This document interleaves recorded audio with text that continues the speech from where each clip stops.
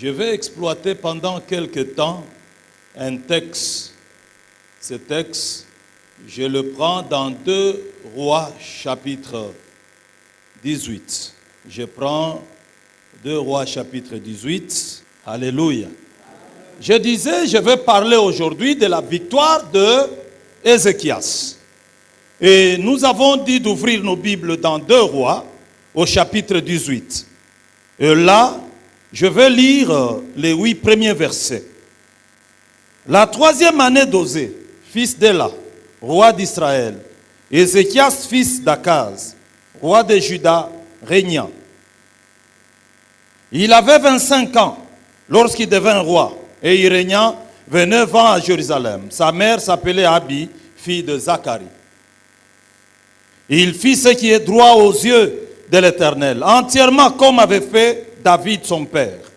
La Bible est très compliquée. Quand vous lisez la Bible, ceux qui ont fait du bien deviennent automatiquement les fils de David. Terrible. Oh, que Dieu nous fasse grâce. Il fit disparaître les hauts lieux, yes. Brisa les statues, abattit les idoles et mit en pièces le serpent d'airain que Moïse avait fait. Car les enfants d'Israël avaient jusqu'alors brûlé de parfums devant lui et on l'appelait Nebuchadnezzar. Il mit sa confiance en l'Éternel, le Dieu d'Israël. Et parmi tous les rois de Juda qui vinrent après lui, ou qui le précédèrent, il n'y en eut point de semblable à lui. Il fut attaché à l'Éternel. Il ne se détourna point de lui.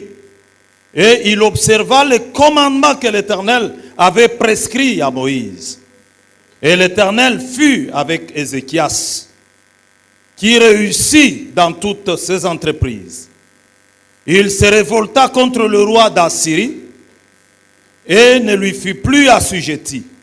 Il battit le Philistin jusqu'à Gaza et ravagea leur territoire depuis les tours de garde jusqu'aux villes fortes. Dis à ton voisin, Dieu va te visiter ce soir. Dis-lui, c'est possible. La victoire est dans ton camp. Parce que tu as un Dieu gagnant.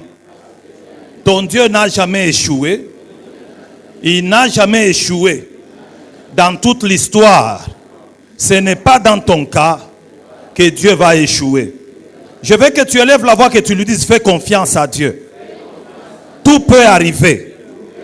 Mais Dieu est là. Et ton Dieu là, c'est le Dieu de dernière minute. Il est le Rédempteur qui se lève le dernier. Il va s'élever. Et c'est ce soir, dans ta vie, dans ta famille. Alléluia. Je parle pendant quelques minutes de la victoire d'Ézéchias. La première question, qui est Ézéchias? En lisant la Bible, nous découvrons qu'Ézéchias était fils d'Akaz. Et Akaz était roi de Juda. Ézéchias avait une mère qui s'appelait Abi. Et la mère d'Ézéchias était fils de Zacharie. Ézéchias est devenu roi sur Juda à l'âge de 25 ans. 25 ans, Dieu l'a placé roi. Vous savez, dans la vie, chacun a sa destinée. Les uns gagnent à 50 ans, les autres à 60 ans. Il y a ceux qui gagnent à 15 ans, les autres à 30 ans. Je veux dire à quelqu'un ce soir, ne prends personne pour référence, car toi, tu es un modèle unique. Et ce que Dieu a à faire avec toi, il n'y a que toi. Voilà pourquoi même quand tu parles, il ne faut jamais dire nous. Il ne faut jamais dire ma. Il faut toujours dire moi. Parce que dans le plan de Dieu, tu es unique. Comme tu es là, tu es unique. Je pensais que c'était arrivé pour dire amen.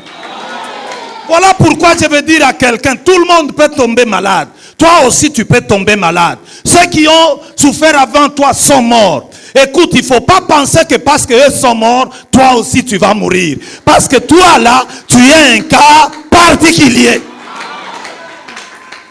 Aujourd'hui, je suis venu m'adresser au cas particulier. Tu es dans une famille, mais dans cette famille, tu es un cas particulier. Je veux dire à quelqu'un ce soir, je suis différent de mon frère. Je suis différent de ma soeur. Je suis différent des autres. Parce que le Seigneur me connaît. Et à moi, le Seigneur a dit, je connais le projet que j'ai formé pour toi. Projet de paix et de bonheur. Pour te donner un avenir plein d'espérance. Que Dieu te bénisse parce que tu as saisi la chose. Que tous les projets que Dieu a formés pour toi se réalisent. Parce que tu as saisi la chose. Ceux qui saisissent la parole du Seigneur, le Seigneur les élève. Et même ce soir, ceux qui disent Amen, Dieu les place à la hauteur. Ah, j'ai envie de dire à quelqu'un, on peut fermer les portes, mais ta porte à toi sera ouverte.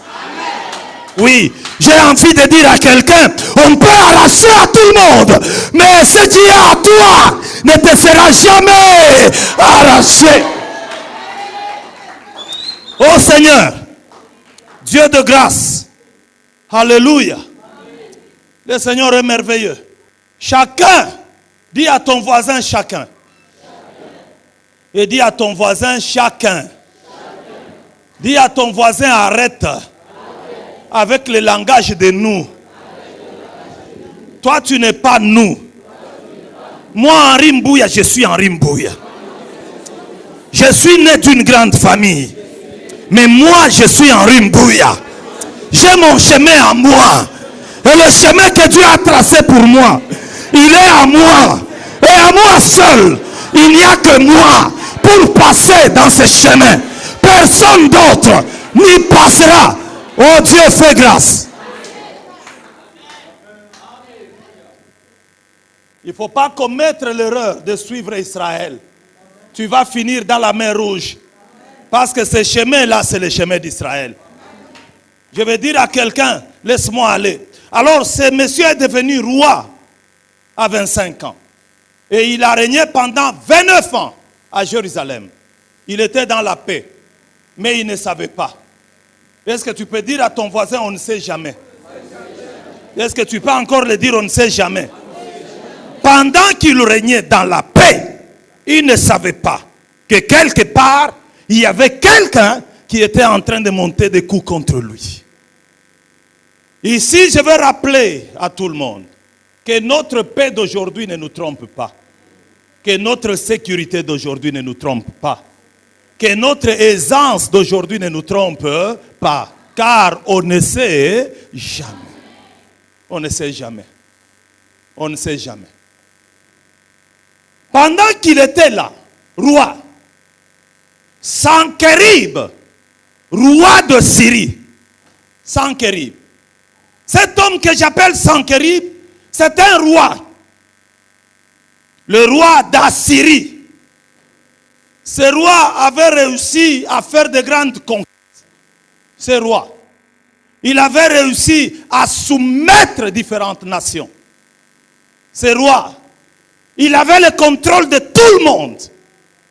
Mais une nation l'échappait. C'était Juda. Je veux dire à quelqu'un, toi, tu vas toujours échapper au calcul de l'ennemi. Écoute, l'ennemi peut maîtriser tout le monde de ta famille. Yo, j'ai envie de dire, sauf toi. J'ai envie de dire, sauf toi. J'ai envie de dire à quelqu'un, sauf toi. Ah, je dis à quelqu'un, à cause de Jésus-Christ, qui est en toi, tu es devenu l'élément mystérieux que l'on ne peut pas contrôler, que l'on ne peut pas gérer. Toi, on ne te gérera jamais. Seigneur, merci. Seigneur, merci. J'ai envie de dire à quelqu'un, vous êtes né d'une famille pauvre, mais toi, tu ne mourras pas dans la pauvreté. J'ai envie de dire à quelqu'un, vous êtes né d'une famille de gens qui ne vieillissent pas, mais toi, tu vieilliras. J'ai dit, tu vieilliras. J'ai dit, tu vieilliras. Tu mangeras du poison, tu ne mourras pas. Tu tomberas dans le piège, l'Éternel te délivrera. J'ai dit, toi, tu ne mourras pas. Tu ne mourras pas. Oui, laisse-moi te dire, c'est peut-être une famille de gens qui ne se marient pas. C'est vrai. Et les autres vont au mariage le matin et ils rentrent le soir. Mais toi, tu y entreras. On attendra, tu ne rentreras pas. J'ai envie de te dire, toi, tu ne rentreras pas. Parce que tu n'as plus de chambre à coucher chez toi. Ta chambre à coucher est dans ta maison. Ah. Mais si tu m'avais saisi, tu allais dire Amen. Je suis en train de dire, nous sommes dans une saison où l'Éternel est en train de compliquer les calculs. Les calculs sont en train d'être compliqués. Satan est en train de commettre les erreurs. Oh, à cause de toi, il commettra des erreurs.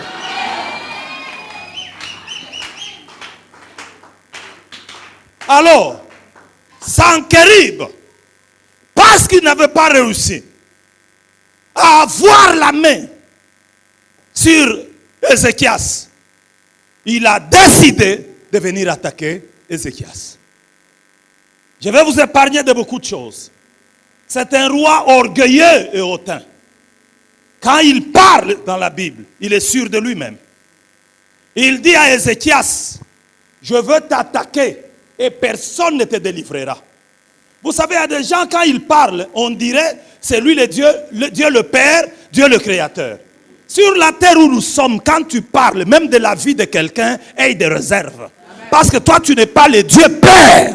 Il n'y a qu'un seul Dieu Père au ciel. Je vais vous dire une chose qui est vraie. Quand tu parles de quelqu'un, aie de réserve. Un homme a dit, chaque fois que tu parles, ne mets jamais le point, mets la virgule. Quand ça devient difficile, mets le point, virgule. Laisse la suite à Dieu, parce qu'il n'y a que Dieu. Dieu est celui qui est merveilleux. Un enfant abandonné, sans père, sans mère, qui n'a pas été à l'école, Dieu est capable de le prendre, de changer sa vie et faire de lui la tête d'une nation. Est-ce que vous connaissez cet homme qu'on appelle Einstein? Einstein, c'est un grand physicien. Einstein, quand il est arrivé à l'école, on l'a chassé, on l'a refusé. On a dit qu'il n'était pas capable d'étudier. Il n'était pas intelligent. Il n'était pas fait pour l'école. Mais ce qui est curieux, Einstein s'est retrouvé à l'université en train d'enseigner. Quelqu'un peut m'expliquer ça? Il est à l'université en train de faire quoi? D'enseigner. Il a enseigné quoi? Ses théories à lui. Et les théories d'Einstein aujourd'hui sont en train de convaincre le monde scientifique et au-dessus de tout. Parce que le Dieu de la Bible, il faut faire très attention avec lui. Même dans votre famille, vous pouvez avoir un frère qui semble être inutile. Pour Dieu, personne n'est inutile. Tout le monde est utile. C'est lui qui l'a créé, c'est pourquoi il l'a créé. Quand tu parles de lui, réserve-toi. Il n'y a que Dieu au ciel. Il y a même des gens qui ont la facilité quand ils parlent. Écoutez, nous sommes encore évangélistes. Quelqu'un vient dans l'église où nous étions parce que lui travaillait dans une société. Il nous trouve avec un ami qui est aussi pasteur à Lubumbashi, Josaphat. Il nous trouve, nous étions trop jeunes. Il nous regarde, il dit, voilà des voyous. Vos amis sont en train de gagner la vie. Vous n'êtes qu'à l'église, en train de crier, de chanter. Inutile. J'ai dit, dans la vie, on ne sait jamais. C'est que je vous dis, nous étions à l'église, frère. Et nous, on passait notre temps à l'église, frère. La maman, la Toti, peut témoigner. Nous, c'était notre vie à l'église. Il vient, il dit, inutile. Moi, je suis directeur, responsable, dans une entreprise. Dans la vie, on ne sait jamais. Il n'y a que Dieu qui a la dernière décision. Cet homme-là, il n'a suffi que de quelques mois. Son travail est terminé. Son travail est terminé. Comme le travail venait de terminer, le seul endroit où il devait aller, c'était où? À l'église. Il est venu à l'église. Lui est devenu 3 fois temps plein que nous. À l'église. Dormant à l'église. Pour manger, il fallait que l'église collecte l'argent, lui donne pour qu'il aille manger. Frère, dans la vie, ayez peur de Dieu, car on ne sait jamais. Nous sommes dans un monde où les derniers deviennent le premier et le premier devient le dernier. Ceux qui étaient au-dessus rentrent en bas et ceux qui étaient en bas montent en haut. Ah, laisse-moi te dire, toi là, je suis en train de te voir monter en haut comme une flèche.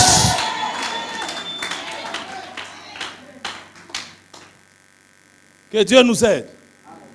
Quand cet homme est venu menacer Ézéchias, écoutez ce qui se passe.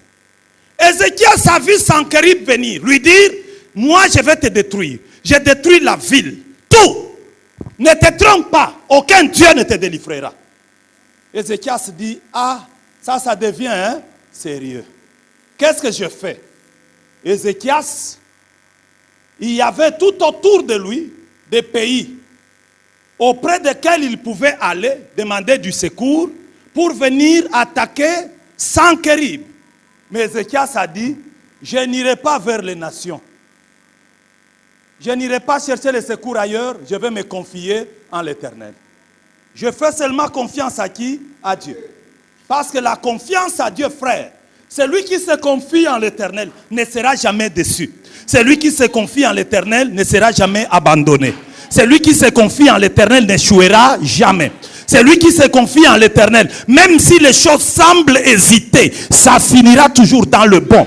Je suis en train de te dire, parce que tu fais confiance à Dieu, tu finiras dans le bon. Je suis en train de dire à quelqu'un, personne n'a fait confiance à Dieu et s'est vu abandonné. Personne. David dit, j'étais jeune et j'ai vieilli. Je n'ai jamais vu un juste abandonné. Les hommes abandonnent.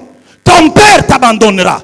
La Bible dit, mon père et ma mère m'abandonneront. Il n'y a que l'Éternel qui me recueillera. Celui qui place sa confiance en Dieu, frères et sœurs, c'est quelqu'un qui a de l'avenir. Même si aujourd'hui il ne pousse pas, il finira par pousser.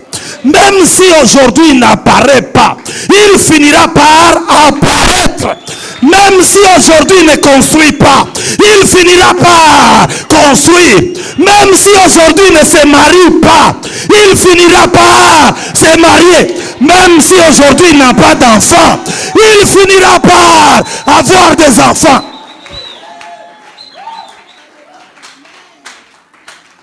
La foi, c'est compter sur Dieu. C'est ça la foi. La foi, c'est ne regarder qu'à Dieu. C'est ça la foi.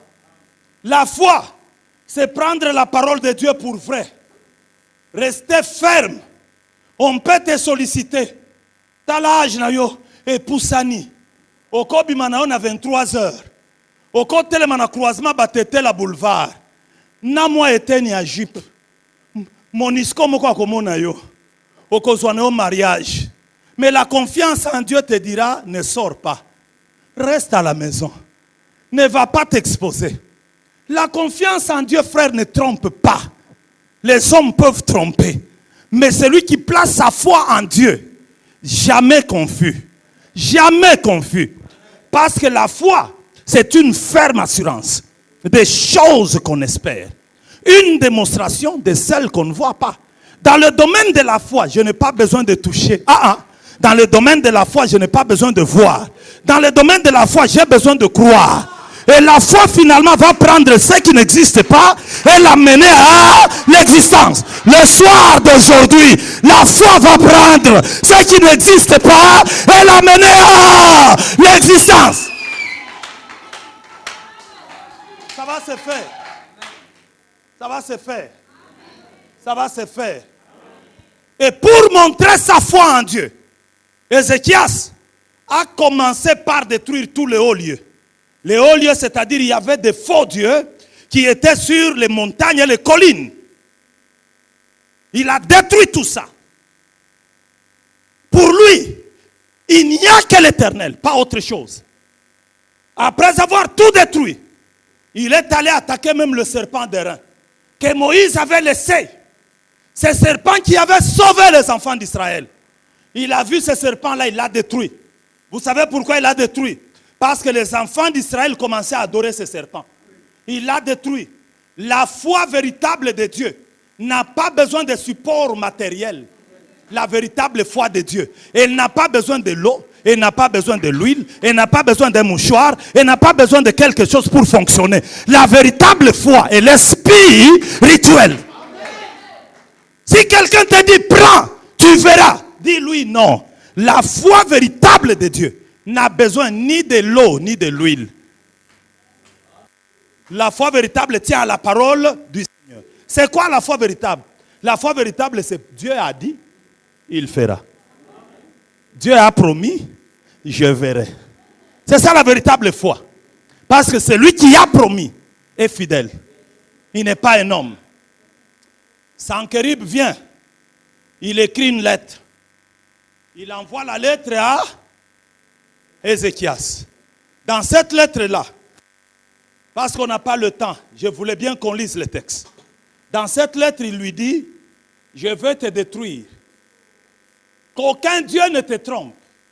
J'ai le pouvoir. Et nous avons déjà détruit plusieurs nations. Toi aussi, prépare-toi. Ézéchias prend la lettre. Celui qui se confie en l'Éternel, ça se voit. Hein? Oh, likambo bandi, yango na lobaki papa kulutu. Na mama leki ba vanda na nto silisa likambo yo yebi nzambe te. Soki makambo bandi, talela nzambe. Oyebi esika okende wapi et pas nzambe. Alors Ézéchias a pris la lettre. Aujourd'hui, chacun fait sa lettre. Il est allé dans la maison de Dieu, il a pris la lettre, il a étalé devant la face de Dieu. Voilà quelqu'un qui fait confiance à l'Éternel. Et il a commencé à lire la lettre à haute voix pour que Dieu écoute. Yo, ce soir, il va écouter. Oh, il va écouter. Il va écouter. Parce que la Bible déclare, oh toi qui écoutes la prière, tous les hommes viendront à toi. Seigneur, merci. Seigneur, merci. Il a commencé à lire la lettre. Ce soir, chacun va lire la lettre de sa vie. Chacun va étaler sa lettre devant le Seigneur. Et chacun va parler à Dieu. Parce que vous savez, dans notre vie, s'il y a des choses, quand tu les dis aux autres, ils tombent. Il y a même des situations, quand tu commences à raconter à quelqu'un, il s'évanouit d'abord pendant 30 minutes. Parce que c'est tellement fort. Puis après, il est réanimé, il rentre. Alors il y a des choses qui sont difficiles à raconter aux autres. Mais Dieu vous dit, venez devant moi, étalez votre lettre devant moi et parlez. Ézéchias s'est mis, il a lu la lettre dans la maison de Dieu. Je vais vous donner un conseil, un seul. Ne fouillez pas l'église. Ne quittez jamais l'église. Quel que soit le problème que vous avez, les lieux de refuge, c'est l'église. Les lieux du salut, c'est l'église. L'endroit où tu peux venir pleurer, c'est l'église. Si tu pleures dans ta chambre, le mari peut se fâcher. Surtout si vous êtes en conflit avec lui. Mais si tu viens à l'église, tu te couches par terre, tu commences à pleurer, l'Éternel descendra. L'église, c'est le lieu d'alliance. L'église symbolise notre alliance avec Dieu. Ce cadre que vous voyez là, Dieu est là. Il est là, même ce soir. Moi, je vois sa présence ici. Dieu est là. Je vois Dieu qui vient comme médecin ce soir. Je le vois ici. Je vois Dieu qui vient comme réparateur de brèches. Je le vois ici. Je vois Dieu qui vient pour donner du bien et de la joie à plusieurs personnes. Je le vois ici. Nous avons Dieu en ces lieux. Ézéchias a répandu la lettre. Maintenant, écoutez. Je vous ai dit, la foi paye. Pendant qu'Ézéchias était en train de prier et de lire la lettre, Dieu va appeler Ésaïe. Il dit à Ésaïe, dit à Ézéchias, que moi, Dieu, je vais produire quelque chose de terrible. Qu'est-ce que Dieu a fait? Nous terminons par là, nous allons prier. Parce qu'Ézéchias a lu la lettre devant le Seigneur. Aujourd'hui, lis la lettre de ton cœur. La lettre de ta vie. Moi, j'aime quand je suis dans la présence de Dieu. C'est là où je dis tout à Dieu. Je suis comme un idiot quand je suis dans sa présence. Parce que dans la présence, qu'est-ce que je vais cacher à Dieu? Dieu, on ne cache rien. Tu caches quelque chose à Dieu, tu te fais souffrir toi-même. Dieu, on lui raconte tout. Oh Dieu, et il écoute parce qu'il n'est pas loin. Dieu écoute. Pendant qu'Ézéchias était en train de prier, voilà deux choses qui vont se produire. Disons ensemble deux choses. Encore plus fort, deux choses. Dis encore deux choses. Et dis à ton voisin, deux choses vont arriver ce soir. Dis-lui, deux choses vont arriver. Dis-lui, attends-toi à deux choses. La première des choses, le camp de Sankerib, le roi d'Assyrie, qui était positionné pour attaquer Juda, Au milieu de la nuit. Yo, Dieu est fidèle. Dieu est fidèle. Laissons Dieu combattre. Laissons Dieu terminer nos problèmes. Nous faisons seulement confiance à Dieu. Restons calmes. Ata soki ba fingi yo vanda kimia. Ko répliquer te tikela nzambe makambo. Ata soki ba lobby vanda na yo. Tikela nzambe asala makambo na ye. Au milieu de la nuit, Dieu envoie un ange. Combien? Et aujourd'hui, il va envoyer un seul ange dans ta vie. Il y a un seul ange qui va descendre. Un ange est descendu. Cet ange descend où? Dans le camp des ennemis. Il arrive là-bas, il tue, frère. Un ange a tué 185 000 soldats. Combien? 185 000 soldats tués par un ange. Lelo akokita. Na lobi akokita. Na kaya banguna na yo akokita. Na lobi ravage ko salama lelo. Ah yo kite ravage ko salama. Na makambo yebi, na makambo yebi te, zamba kosala. Akotita mwanzelo moko, lelo akosala. Na lobi libération na eza lelo. Lobi te, solution na yo lelo. Lobi te, na lobi consolation na yo lelo. Lobi te, na lobi délivrance na yo lelo. Lobi te.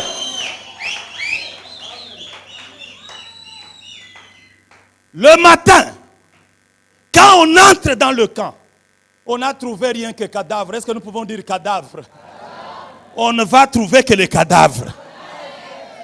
On ne va trouver que les cadavres. Frère, pendant ce temps-là, Ézéchias est dans la présence de Dieu. C'est lui qui fait confiance à Dieu. Ne regarde pas aux circonstances. Ne regarde pas aux événements. Il ne regarde qu'à l'Éternel. Que rien ne te détourne de l'Éternel. Reste attaché à l'Éternel. C'est merveilleux. Quand on reste attaché à l'Éternel, ça suffit. Ça suffit. Ça suffit. Et lui était là. Ce n'est pas terminé. Après avoir tué 185, le roi dit, ça devient sérieux, je rentre d'abord chez moi. Quand il rentre chez lui, il va entrer dans la maison, le temple de son roi, de son Dieu. Oubliant que Dieu, il n'y a qu'un seul Dieu. Il va entrer dans le temple de son Dieu escroc. Quand il arrive dans ce temple-là, il s'incline. Le temps qu'il était incliné pour adorer son Dieu, ses deux enfants entrent dans le temple de leur père, le temple de leur Dieu. Ils entrent avec une épée. Ils trouvent leur père incliné. Il y a nzambe na nzambe. Oh ya biso soki o saliku akomona akosignale. Nzambe na biso ata soki o mi bombi akodévoiler yo. Mais banzambe mususu ba monaka te. Oh ya biso amonaka. Oh ya biso ayebi makambo. Est-ce que vous voyez ça? Nous avons un Dieu qui connaît, un Dieu qui voit. Les nôtres, même ce qui se passe la nuit, lui voit.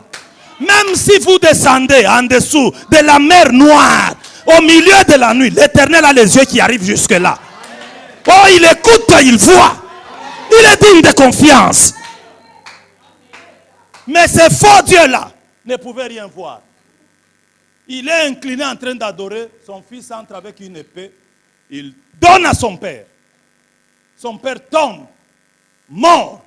Et les enfants sont sortis. L'affaire est terminée. L'affaire est terminée. C'est l'orgueilleux qui disait qui va te délivrer de mes mains. Ses propres enfants, fruits de ses entrailles, viennent de le tuer. Maintenant, qui est fort? Qui est fort? Je suis venu te dire ce soir, makambo ekosi la kandenge bandaki. Et puis esika eutaki esika ekozonga. Amen, eza malade. Je suis en train de te dire, de la même façon que ça a commencé, de la même façon ça va terminer. Tu ne te battras pas dans cette affaire. L'Éternel seul combattra pour toi. Le soir d'aujourd'hui, c'est l'Éternel qui va combattre pour toi. Et il dit dans les Saintes Écritures, l'Éternel combattra pour toi, gardez silence.